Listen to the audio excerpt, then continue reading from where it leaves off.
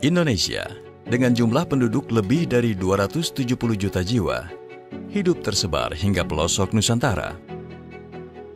Salah satu permasalahan sosial yang krusial dialami bangsa Indonesia, yakni kemiskinan. Pemerintah telah melakukan berbagai cara dan metode dalam penanganan kemiskinan ini. Salah satunya melalui Kementerian Sosial, yang merupakan kepanjangan tangan dari pemerintah khusus untuk menangani masalah kemiskinan. Dalam membuat program-program kerjanya, tentu dilakukan dengan penerapan data-data yang terukur dan teruji. Data-data tersebut merupakan data terpadu yang dikelola oleh Kementerian Sosial. Kementerian Sosial menetapkan Peraturan Menteri Sosial Nomor 3 Tahun 2021 tentang pengelolaan data terpadu kesejahteraan sosial atau DTKS. Permensos ini menjelaskan bahwa DTKS adalah data induk yang berisi data pemerlu pelayanan kesejahteraan sosial, penerima bantuan dan pemberdayaan sosial, serta potensi dan sumber kesejahteraan sosial. DTKS merupakan hasil proses usulan data, verifikasi, validasi dan pengendalian, penjaminan kualitas. DTKS dijadikan acuan dalam program penanganan fakir miskin dan penyelenggaraan kesejahteraan sosial oleh pemerintah, pemerintah daerah, dan masyarakat.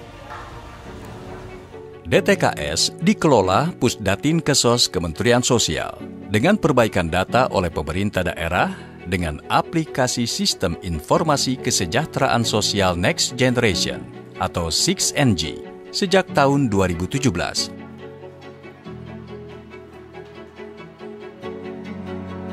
Berdasarkan Undang-Undang Nomor 23 Tahun 2014 tentang Pemerintah Daerah, pemerintah daerah kabupaten kota berwenang melakukan pendataan dan pengelolaan data tingkat kabupaten kota. Pendataan dan pengelolaan tersebut berupa mengecek DTKS existing, melakukan updating DTKS di wilayah masing-masing, serta memeriksa dan memperbaiki data NIK penerima program bantuan sosial yang berasal dari DTKS. Upaya perbaikan integritas data terdiri dari pembenahan data, pembenahan proses, dan peningkatan inklusi dan akuntabilitas. Pembenahan data dilakukan dengan penyatuan 4 pulau database, yaitu DTKS, PKH, BPNT, dan BST menjadi data individu tunggal, yaitu DTKS baru. Tahun 2021 ini, pembenahan DTKS dilakukan besar-besaran, yakni dalam upaya perbaikan integritas DTKS sebagai data terpadu kesejahteraan sosial. Ini penting untuk memastikan bahwa seluruh data harus memiliki identitas tunggal. Tidak boleh ada data yang ganda, dan tidak boleh juga ada data yang tidak jelas identitasnya. Karena itu juga perlu pemadanan NIK atau nomor induk kependudukan, NIK, dengan memadankannya dengan data kependudukan yang dikelola oleh Direktorat Jenderal Kependudukan dan Pencatatan Sipil atau Dukcapil. Setelah saya memadankan data, itu banyak bisa menampung usulan baru dari daerah. Data yang kita tidurkan kemudian sebagian besar diisi oleh usulan baru dari daerah. Kemajuan teknologi dan digitalisasi di semua sendi kehidupan memacu Kementerian Sosial untuk berbenah. Tak terkecuali wajah DTKS pun bersolek. Aplikasi Cek Bansos dari Kementerian Sosial ini sebagai bentuk inovasi layanan publik.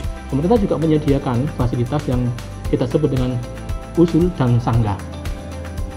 Fasilitas ini ada di dalam aplikasi Cek Bansos yang dapat di-download melalui Google Play Store, dan di sana setiap orang yang ingin mengusulkan dapat menyampaikan usulan tersebut melalui aplikasi ini.